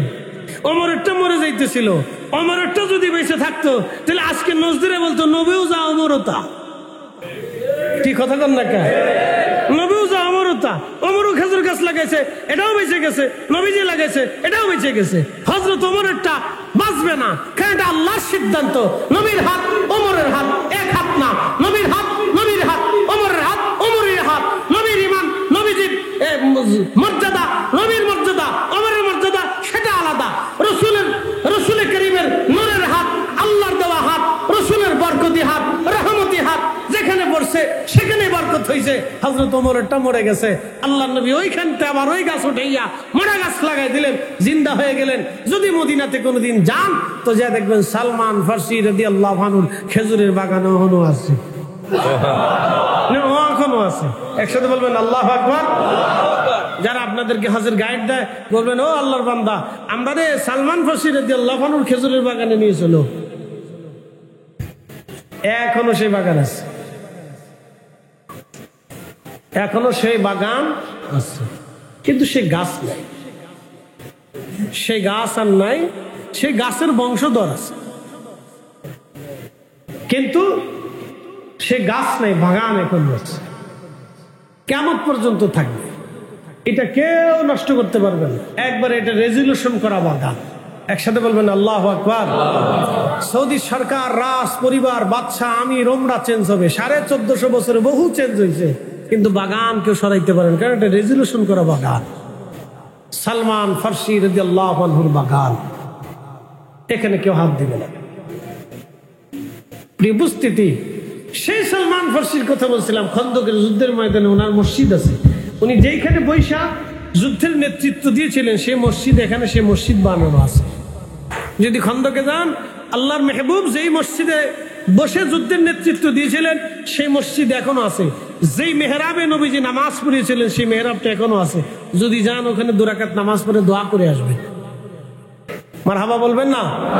আল্লাহর হাবিব যেখানে বসছিলেন এখানটা এখনো আছে। হ্যাঁ, যাবেন যাবেন, খালি হজ করে আসেন না, ঘুরে ঘুরে এগুলো দেখে আসেন। খালি ওমরা করে আসবেন না, ঘুরে ঘুরে এগুলো দেখে আসবেন, তাতে অন্তরের প্রশান্তি আসবে, ভালো লাগবে, এগুলি ঈমান বৃদ্ধি পাবে। এগুলি ঘুরে ঘুরে দেখে আসবে। সবচেয়ে বেটার হয় যারা সুন্নি গাইডেড যদি থাকে আপনাদের, ওনাদের মাধ্যমে গেলে আপনাদের জন্য সুবিধা হবে। ওনাদের কাছ থেকে ঘুরে ঘুরে ঘুরে ঘুরে দেখে দেখে আসবে, তাতে ঈমানের বৃদ্ধি পাবে এবং আপনার সার্থকতা আসবে, যেন আমি দেখছি ভালো লাগছে, ভালো লাগছে। জীবনের একটা সার্থকতা আছে, এই সার্থকতা আসবে, সফরের একটা সার্থকতা আসবে। তো এই খন্দকে সালমান ফার্সি রাদিয়াল্লাহু আনহু যেখানে, এখানে মসজিদ আছে। হযরত আলী কাররামাল্লাহু ওয়াজহু, ফাতেমা রাদিয়াল্লাহু আনহা দুইজনে যেখানে বসে যুদ্ধের নেতৃত্ব দিয়েছিলেন এখানেও আছে, মসজিদ আছে। এখান থেকে হেঁটে হেঁটে হেঁটে হেঁটে কিছু দূরে আগে ঘুরে আসলে হযরত জাবের রাদিয়াল্লাহু আনহুর বাড়ি। এই বাড়িটা এখন মসজিদ কমপ্লেক্স করে সৌদি সরকার সংরক্ষণ করে রাখছে। সে আগের বাড়ি নেই, কিন্তু মসজিদ কমপ্লেক্স করে এটাকে সংরক্ষণ করে রাখছে জাবির রাদিয়াল্লাহু আনহুর বাড়ি। তিনি আশিকে রাসূল ছিলেন। এই খন্দকের খাল খনন করতেছিলেন নবীজি।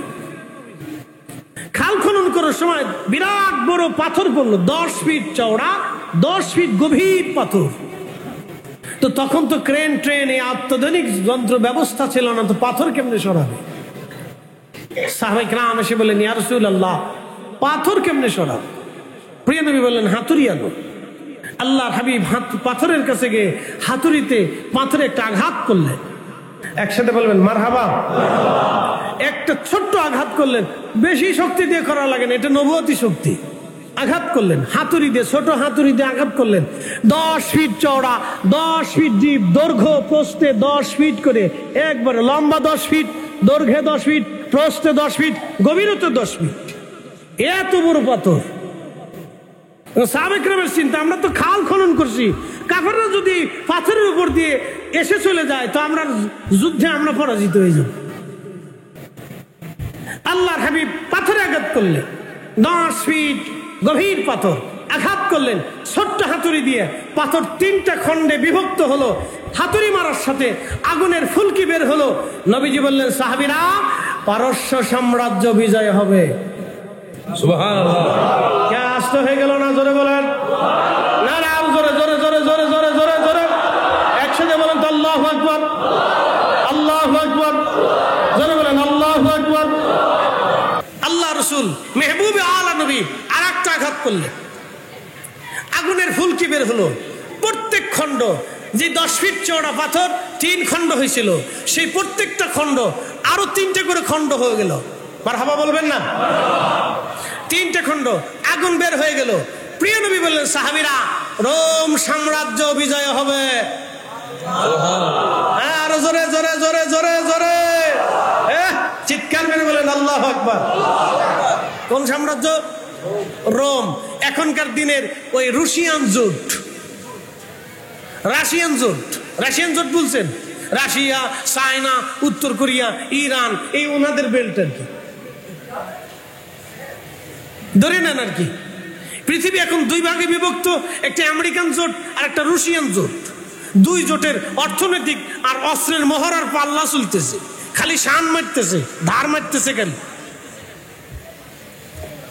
আচ্ছা বলেন তো, 2 কুফার বাহিনীরে আল্লাহ 2 ভাগে বিভক্ত করে দিল কে? জানেন, ওরা যদি এক থাকতো তাহলে মুসলমানের পিঠের চামড়া থাকতো না। মনে রেখেন, ওরা যদি সবাই এক থাকতো তাহলে মুসলমানের পিঠের চামড়া থাকতো না। এই জন্য আল্লাহ 2টারে 2 গ্রুপ করে রাখছে। কিয়ামত পর্যন্ত এরকম থাকবে, ইমাম মাহদী আলাইহিস সালামের আগ পর্যন্ত। ইমাম মাহদী আলাইহিস সালামের আগ পর্যন্ত এরকম 2টা গ্রুপ করে রাখবে আল্লাহ, নাহলে মুসলমানের জান থাকবে না। একটা মুসলমানের পক্ষ নেবে আর একটা বিরোধিতা করবে। এই দেখেন, আগে থেকেও ছিল, এখনো আছে, এই কিয়ামত পর্যন্ত থাকবে। খুব মনোযোগ দেন। বিরাট বড় সাম্রাজ্যের বিরুদ্ধে যুদ্ধ হবে, মুসলমানদের বিজয় হবে, এই কথা শোনার পরে সাহাবায়ে কেরাম খুশিতে উদ্দোলিত। কিন্তু মুনাফিক যারা, তারাকে দেখছনি নিজের দেশই বসাইতে পারে না, এত আবার রোম সাম্রাজ্য, পার্সিয়ান সাম্রাজ্য বিজয় হবে। কি পাগলের পাগল! নাউজুবিল্লাহ, নাউজুবিল্লাহ বলবেন না? একসাথে বলেন। মদিনার মুনাফিক যারা ছিল, তারা হাই হা দেখছনি মুসলমানরা পাগল হয়ে গেছে। সেই দিন তারা বিশ্বাস করতে পারে নাই, কিন্তু ঠিক সাহাবায়ে কেরাম বিশ্বাস করেছিল। আমরা যেইভাবে রাসূলকে বিশ্বাস করি, বলে কিভাবে করি? সাহাবায়ে কেরাম ওইভাবে করতেন। আল্লাহু ওয়া রাসূলুহু আলাম, আল্লাহ জানে, নবী জানে, আল্লাহ জানে, নবী জানে, আল্লাহ জানে, নবী জানে। আমরা সুন্নিরা মানি, আল্লাহ জানে, নবী জানে। কথা বলেন না, ঠিক কিনা?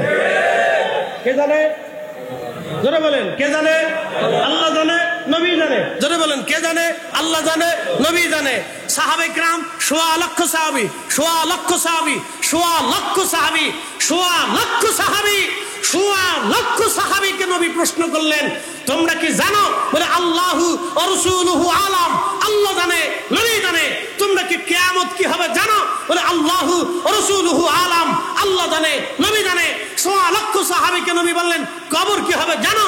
বলে আল্লাহু ওয়া রাসূলুহু আলাম, আল্লাহ জানে, নবী জানে। 1.25 লক্ষ সাহাবীকে বললেন, বেহেশত কি জানো? বলে আল্লাহু ওয়া রাসূলুহু আলাম, আল্লাহ জানে, নবী জানে। এই 1.25 লক্ষ সাহাবীকে আল্লাহ নবী জিজ্ঞেস করলেন, ফুলসিরাতের ঘাট, এই মিজানের পাল্লা, ডান হাতে বাম হাতে আমলনামা জানো? বলে আল্লাহু ওয়া রাসূলুহু আলাম, আল্লাহ জানে, নবী জানে। আমরা বিশ্বাস করি আল্লাহু ওয়া রাসূলুহু আলাম, আল্লাহ জানে, নবী জানে। কথা বলেন ঠিক না?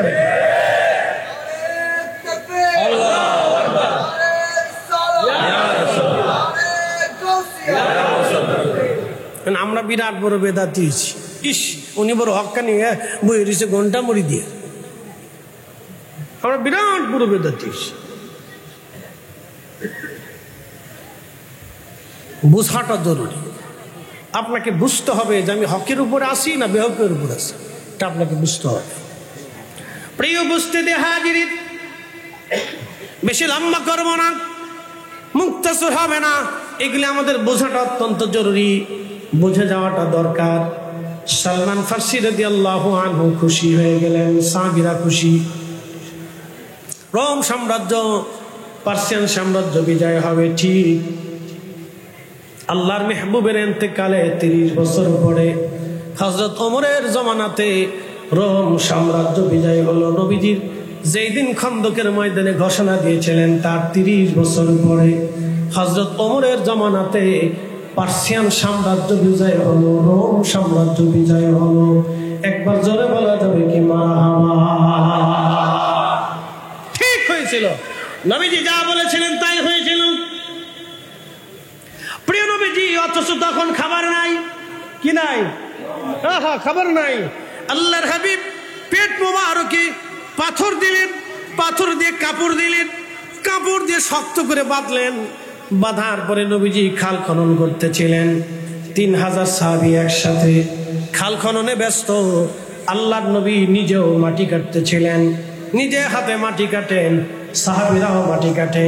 হযরত জাবের রাদিয়াল্লাহু আনহু দেখলেন আল্লাহর হাবিবের পেট মোবারকে কি যেন বাধা দেখা যায়। কাছে এসে বলেন, হুজুর আপনার পেট মোবারকে কি যেন বাধা আছে, কি হয়েছে ইয়া রাসূলুল্লাহ? নবীজি বললেন, জাবেরে ক্ষুধার যন্ত্রণা নিবারণ করার জন্য পেটের মধ্যে পাথর দিয়ে কাপড় দিয়ে বেঁধে রাখছি। বলে, হুজুর আপনি বলেন কি, আপনি কি খান নাই? আল্লাহর নবী বলেন, জাবেরে আজকে 3 দিন হলো কোনো দানা পানি হয় নাই। জাবের চোখের পানি ছেড়ে দিয়ে বলেন, হুজুর বলেন কি, আগে কেন বলেন নাই? আপনার জাবের কি মরে গেছে? ইয়া রাসূলুল্লাহ, আপনি দাঁড়ান, আমি যাইতেছি আমার বাড়ি। বাড়িতে চলে গেলেন হযরত জাবের। বিবিকে বললেন, বিবি ঘরের মধ্যে কি আছে? বলে, স্বামী এক সা গম আছে আর একটা ছাগল আছে। বলতেছে, বিবি রে আজকে 3 দিন রহমতের নবী ক্ষুধার্ত, পেটের মধ্যে পাথর চাপা দিয়ে রাখছে। আমি দেখছি বিবি রে তুমি গম পিষো, রুটি বানাও, আমি ছাগল জবাই করে দিয়ে যাচ্ছি, রহমতের নবীকে আমাদের বাড়ি দাওয়াত দিব। বিবি বললেন, স্বামী গো একটু দাঁড়ান, দাওয়াত তো দিবেন বটে, আমার কিন্তু এক সার উপরে কোনো গম নাই। আল্লাহর হাবিবের সাথে অনেক সাহাবী কাজ করতেছে, আপনি কিন্তু প্রকাশ্যে দাওয়াত দিয়েন না, আল্লাহর নবীর সামনে গোপনে গোপনে দাওয়াত দিয়েন, সাহাবীরা যেন না জানে। যদি এত সাহাবীকে আপনি দাওয়াত দিয়ে দেন, আমার বাড়ি খাবার নাই, মেহমানদারি করা সম্ভব হবে না গো স্বামী আমার। হযরত জাবের বললেন, ঠিক আছে আমি গোপনে দাওয়াত দিব, তুমি রুটি বানাও, আমি ছাগল জবাই করে দিয়ে যাচ্ছি, গোশত বানাই দিয়ে যাচ্ছি, রান্না বান্না করো, আমি রসুলকে দাওয়াত দিয়ে নিয়ে আসবো। হযরত জাবের সব কমপ্লিট করে দিলেন, বিবি রান্না বান্না শুরু করে দিলেন। আল্লাহ রসুলের দরবারে হযরত জাবের কানে কানে যে বলেন, ইয়া রাসূলুল্লাহ জাবেরের বাড়ি আপনার দাওয়াত, আমার বিবি রান্না বান্না চলতেছে। নবীজি বললেন, যাবে রান্না হলে খবর দিও। রান্না শেষ হয়ে গেল, হযরত জাবের দৌড়াই গেলেন, ইয়া রাসূলুল্লাহ রান্না হয়েছে, আপনি আসেন। আল্লাহর নবী বললেন, জাবের তুমি যাও বাড়িতে, আমি আসতেছি। আল্লাহর নবীজি বললেন, সাহাবীরা রে তোমরাও আসো, জাবেরের বাড়ি আমার দাওয়াত হয়েছে, আমি একা যাব না, তোমরা আমার সাথে আসো। আল্লাহর নবীজির সাথে এক একজন করে 3000 সাহাবীর সবাই রওনা দিয়ে চলে গেল। চিৎকার করে যারা বলেন আল্লাহু আকবার। জাবাল আবু সিলার সামনে হযরত জাবির রাদিয়াল্লাহু আনহুর বাড়ি। জাবাল আবু সিলার সামনে হযরত জাবির রাদিয়াল্লাহু আনহুর বাড়ি। যদি কোনোদিন যান তো যে দেখে আসবেন। হযরত জাবির রাদিয়াল্লাহু তাআলা আনহুর বাড়িতে নবীজি রওনা দিয়ে চলে গেলেন। হযরত জাবের দেখলেন প্রিয় নবী আসছে, আল্লাহর নবী রহমতের নবী জাবের রাদিয়াল্লাহু আনহুকে ডাক দিলেন। দেখলেন সাহাবীরা নবীজির পিছন পিছন জাবেরের বাড়ির উঠান ভরে গেছে। হযরত জাবেরের স্ত্রী ভয় পেয়ে গেলেন, হায় হায় হলো কি? দাওয়াত দিলাম নবীকে, আমার তো এক সা গম, একটা মাত্র ছাগলের গোশত, তেমন তো আর কিছুই আমার ঘরে নাই, কি করে মেহমানদারি হবে? তিনি স্বামীরে ডাক দিলেন, স্বামী গো ভিতরে আসেন তো, করছেন কি আপনি? হায় হায় সর্বনাশ করে ফেলছেন, আপনারা না কইলাম দাওয়াত দিবেন কানে কানে, আপনি এত মানুষ দাওয়াত কেমনে দিলেন? বলতেছে, স্বামী বিবি আমার কি দোষ? আমি তো কানে কানে দাওয়াত দিয়েছিলাম, কিন্তু রহমতের নবী নিজে একা আসতে পারেনি, সবাইকে দাওয়াত দিয়ে নিয়ে আসছে, আমি কি করব? স্ত্রী বলতেছে, স্বামীরে সর্বনাশ হয়ে গেল, আজকে এত মানুষের মেহমানদারি আমি কেমনে করাবো? জাবের বললেন, আল্লাহর হাবিবের কাছে যায় দেখি। নবীজি বলেন, জাবের রে কি পরিমাণে? বলি, ইয়া রাসূলুল্লাহ এক সা গম আর একটা ছাগলের গোশত, এছাড়া আর কিছুই আমার ঘরে নাই গো নবীজি। নবী বলেন, জাবের চিন্তা করো না, আমি নবী নিজে হাতে আজকে সবাইকে মেহমানদারি করব। চিৎকার করে বলেন মারহাবা। বেশি বেশি খাবো। যতদূর পারেন মিলাদুন নবী সাল্লাল্লাহু আলাইহি ওয়াসাল্লামের মাহফিলে গরু জবাই করে, মোষ জবাই করে, ফরজনে উট জবাই করে খাবেন। কি কথা বলেন না? বেশি করে খাবেন, আমরা খাবো হ্যাঁ হ্যাঁ করে জ্বলতে থাকো, জ্বলুক। ও ছাতা দেখার সময় নেই, আমরা ওগুলোর দিকে ফিরেই তাকাবেন না, কানেই নেবেন না। বেশি গেট আউট, টাইম নেই, কানের ভিতরে ঢুকাবে, দূর ক্লিয়ার, বাকি কিছু কি নেই। মেহবুবে আলা নবীজি খাবার আনো, রুটির পাত্রটা কাপড় দিয়ে ঢেকে দাও, আর গোশতের পাত্রটা, তরকারির পাত্রটাও কাপড় দিয়ে ঢেকে দাও। তোমার স্ত্রীকে ভিতরে যেতে বলো, সাহাবীদেরকে বলো কাতার করে বসার জন্য। মারহাবা কর জাবির, সাহাবীদেরকে বলো কাতার করে বসার জন্য, কাপড় দিয়ে ঢেকে দাও, আমি নিজে হাতে বেড়ে দেবো। আজ আল্লাহু আকবার, একসাথে বলবেন আল্লাহু আকবার। রহমতের হাত, বাম হাত মুবারক রুটির পাত্রের উপরে প্রিয় নবী রাখলেন। 3টে রুটি বিসমিল্লাহ বলে বের করলেন, জাবেরের হাতে দিলেন। তরকারির পাত্রে হাত দিলেন, 1 চামচ তরকারি এনে রুটির উপরে দিলেন। আল্লাহ নবী জাবেরকে বললেন, জাবের রে, সবার সামনে খাবার পৌঁছাও। এইভাবে দিতে দিতে দিতে দিতে 3000 সাহাবীর সামনে 3টে করে রুটি চলে গেল। যেমনে কোন মনে হয় আপনার বাড়িতে এরকম দিয়ে একবার ঘটছে, জোরে বলেন সুবহানাল্লাহ। এই হিসাব দেই, মানুষ 3000, রুটি গেল কয় হাজার? জোরে জোরে কয় হাজার? গম কয় মন? 1 সা 350, 350 মতো 1 সা। মারহাবা কর 1 সা। আর ছাগল কয়টা? আমার ওই দেশের ছাগল কি মহিষের মতো?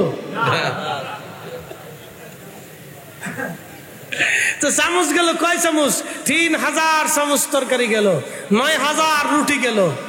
খাবার শেষ, প্রিয় নবী বললেন, জাবের মদিনাতে খবর দাও, বহু মানুষ ক্ষুধার্ত আছে। জাবের ঘোড়ার পিঠে চড়িয়ে ডাক দিছে, মদিনাবাসী তাড়াতাড়ি আসো। মানুষ আসলো আরো 15000। একসাথে বলবেন আল্লাহু আকবার।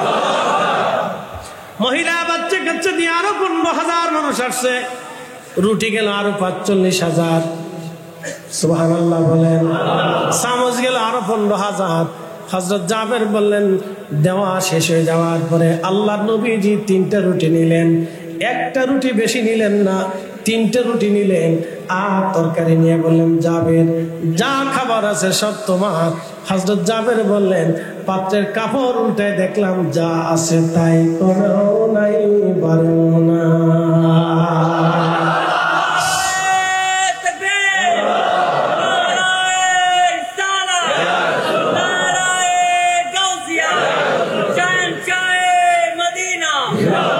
सबसे आला आला हमारा नबी, सबसे भाला आला हमारा नबी, अपने मौला का प्यारा हमारा नबी, अपने मौला का प्यारा हमारा नबी, दोनों आलम का दूल्हा हमारा नबी, सबसे आला आला हमारा नबी, सबसे भाला आला हमारा नबी। मुसलमान মানুষে খাবেন, কোনো নিষেধ নাই। যে কোনো উদ্দেশ্য দিয়ে নেক নিয়তে মানুষে খাবেন। ছাগল জবাই করে খাবেন, গরু জবাই করে খাবেন, মহিষ জবাই করে খাবেন, দুম্বা ভেড়া উট জবাই করে খাবেন। দরবারে সুন্নতে মুস্তাফা সুন্নতে সাহাবা। কি কথা কন না কেন, ঠিক কিনা? নিজে বেদাতের ফতোয়া দিস, বুজুর্গানে আলাইহিস সালাম ফতোয়া দিলে মেনে নিলাম। রান্না করে খাওয়াবেন, রুটি খাওয়াবেন, বিরিয়ানি খাওয়াবেন, মিষ্টি খাওয়াবেন, জিলাপি খাওয়াবেন। আমরা নাম দিছে জিলাপি হুজুর। আমার সুন্নি নাম বাদ দিয়ে দিছে, আমরা বলে সিন্নি। আচ্ছা হুজুর, আমি মালয়েশিয়া গেছি, এই গাউসিয়া কমিটির ভাইটা মাহফিল করছে, শেষ করার পরে চাইনিজদের প্রথম মসজিদ মালয়েশিয়ার মালাক্কাতে, প্রথম মসজিদ চাইনিজদের, কয়েকশো বছর বয়স হবে। ও চাইনিজদের সেই মিনারা এখনো আছে, যে মিনারার দ্বারা আজান দিত, এটা এখনো আছে। একবারে সেই পুরাতন মসজিদ, চাইনিজরা যে বাড়িঘর করে না, ওই স্টাইলে করা মসজিদ, খুব সুন্দর লাগছে দেখে। তো নামাজ শেষ করে মসজিদের বাহিরদের সামনে আগায় দেখি ডেকসি। আমরা বাংলাদেশে ডেকসি আছে না, ডেকসি। আমি বললাম ভাই ডেকসি কে? তাবারক রান্না হয়। মারহাবা বলবেন না? কি রান্না হয়? খাবার খাওয়া। চাইনিজ মালাক্কার চাইনিজদের প্রথম মসজিদ মালয়েশিয়াতে। প্রবাসীর আমার ওয়াজ শুনবে, আমি জানি আপনারাও যারা মালয়েশিয়াতে যায় তাদের কাছে জেনে নেবেন।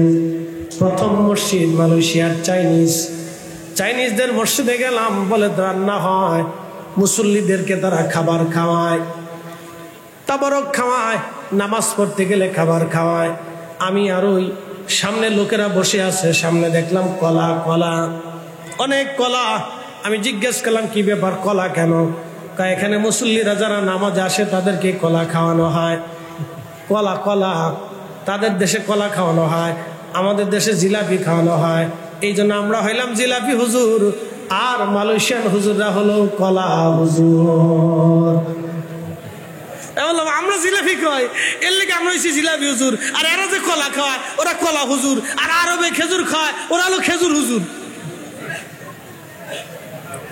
তার মানে বোঝা গেল আমাদের দেশে এই আমাদের জিলাপি, তাবারক, সিন্নি নিয়ে যারা ট্রোল করে, এর যারা বিরোধিতা করে, সব কটা মস্তিষ্কের ভিতরে অসুস্থতা আছে, এ সবাই রোগী। এদেরকে বেশি করে সিন্নি খাওয়ায় রোগ সারাইতে হবে। কথা কন না, ঠিক কিনা? অসুস্থ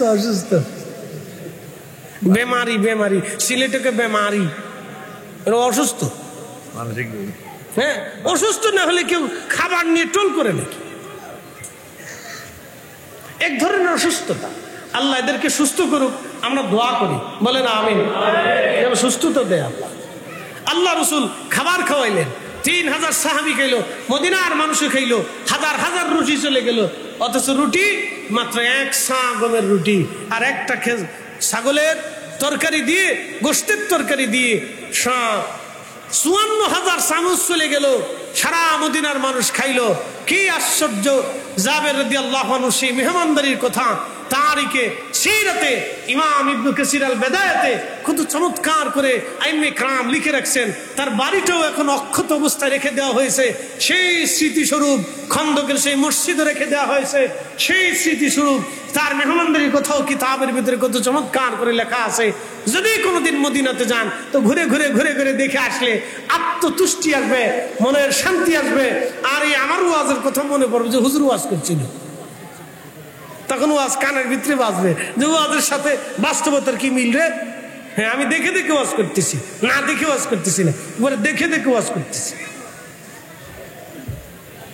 প্রিয় উপস্থিতি আমার, আল্লাহ আমাদেরকে মানুষের বেশি বেশি খাওয়ানোর তৌফিক দিক, বলে না আমি খাওয়াই দেন। রসুলের এসকে আমি খুশি হবো না তো খুশি কি হবে? আল্লাহ নবী আসছেন, আমি খুশি হবো না তো কে হবে? আমি তার জন্য বাড়ি সাজাবো না তো কে সাজাবে? আমি তার জন্য আনন্দিত হব না তো কে হবে?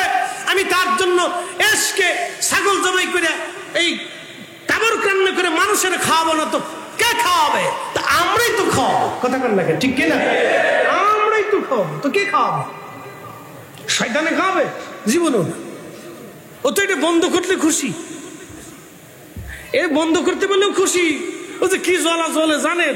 ও জ্বলতে শেষ। ওরে বরফ মেরে ঠান্ডা করতে হবে, যে জ্বলে বাপ রে বাপ।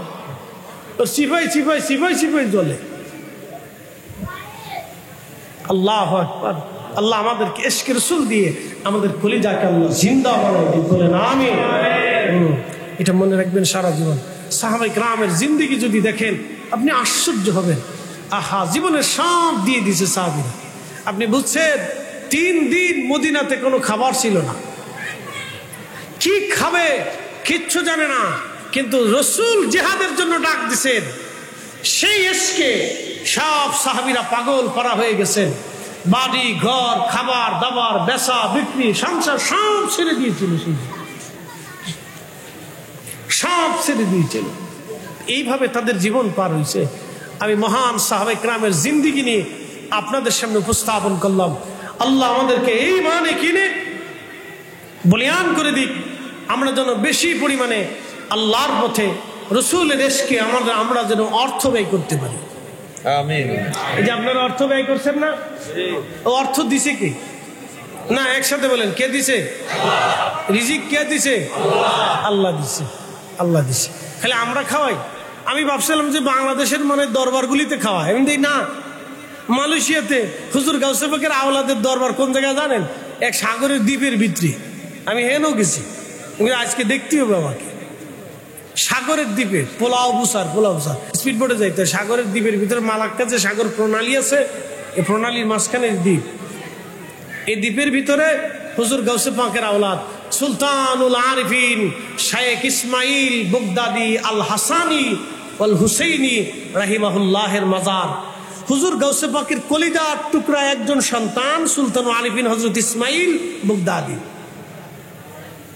হুজুরের সরাসরি আওলাদ, ছেলে কলিজার টুকরা সন্তান। কালেমার দিন, কালেমার বীজ বপন করার জন্য সুদূর মালয়েশিয়ার মালাক্কার সেই সাগরের দ্বীপের ভিতরে ঘুমিয়ে আছেন এখনো। প্রত্যেক জুমার দিনে আর রবিবারে সরকারি ছুটির দিনে হাজার হাজার মানুষ ওইখানে যায়। আমি ওইখানে যাই দেখি মেহমানদের এই ব্যবস্থা। বললাম ব্যাপার কি? এইখানেও প্রত্যেক জুমার দিনে খাবার খাওয়ায়, প্রত্যেক দিনে রান্না বান্না চলে, মেহমানরা আসলে খাবার খাওয়ায়। ওখানেও যাই দেখি কলা। আমি কলা খায়, কলা খাওয়ায়। কলা হুজুর এখানেও আছে। খালি ফতোয়া বাংলাদেশে। ওই মসজিদের মুয়াজ্জিনকে আজানের আগে আমি সালাতুস সালাম কোরআন শরীফ তেলাওয়াত করতে দেখছি। খালি ফতোয়া বাংলাদেশে। ইস, ধর্ম চলে গেছে একবারে। ফতোয়া মারতেছে, ধর্ম শেষ, বেদাত সৃষ্টি হয়ে গেছে। ইস, উনি বেদাত সৃষ্টি হয়ে গেছে। বেটা, পতিতালয় বন্ধ করতে পারো নাই, সুদের কারখানা বন্ধ করতে পারো নাই, ঘুষের কারবারি বন্ধ করতে পারো নাই, জুলুম বন্ধ করতে পারো নাই, অন্যায় বিচার বন্ধ করতে পারো নাই। এই আজ পর্যন্ত লক্ষ লক্ষ যুবকরা নেশা করে ধ্বংস হয়ে যাইতেছে। আজ পর্যন্ত কোন নেশার গদিতে আগুন লাগাইতে পারি নাই। আমরা এসে মিলাদুন নবীর জুলুস বন্ধ করতে, আমরা এসে মিলাদুন নবীর মাহফিল বন্ধ করতে, আমরা এসে তাবারক খাওয়া বন্ধ করতে, আমরা এসে ফাতিহা বন্ধ করতে, আমরা এসে দোয়া বন্ধ করতে, আমরা এসে নবীর দুরূদ সালাম বন্ধ করতে। আমরা আল্লাহ এই টেন্ডার দেয় নাই, আমাদেরকে আল্লাহ জমিনে দিয়েছে অন্যায় বন্ধ করার জন্য, ইনসাফ প্রতিষ্ঠিত করার জন্য। কথা বলেন ঠিক কিনা? যে কাজ আল্লাহ দিয়েছে এই কাজ করতে পারিনি, করি উল্টাটা।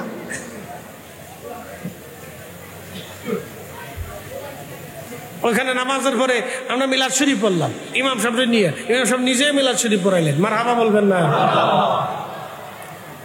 জিয়ারতের সময় আমরা মিলাদ শরীফ পড়লাম, তো দেখলাম অলিদের দরবারে কিছু পাগল থাকে। ওইখানেও দেখলাম কিছু মানুষ, আরে এটা আধুনিক মালয়েশিয়ার ভিতরেও দুনিয়া বিরাগী কিছু মানুষ এসে তাসবিহ তাহলিল জিকিরি ফিকিরে বসে রয়েছে। আমি বললাম সর্বনাশ, এখানেও আছেন? হ্যাঁ, এখানেও আছে। আল্লাহু আকবার। প্রিয় ভাই আমার, তখন আমি বুঝলাম ওইখানে দাঁড়াইয়া যে অলিদের তবকা কোনোদিনও বন্ধ হবে না। কোথাও না কোথাও থেকে আল্লাহ বের করে নিয়ে আসবে। অলির দরজা বন্ধ হবে না, অলি চলমান থাকবে।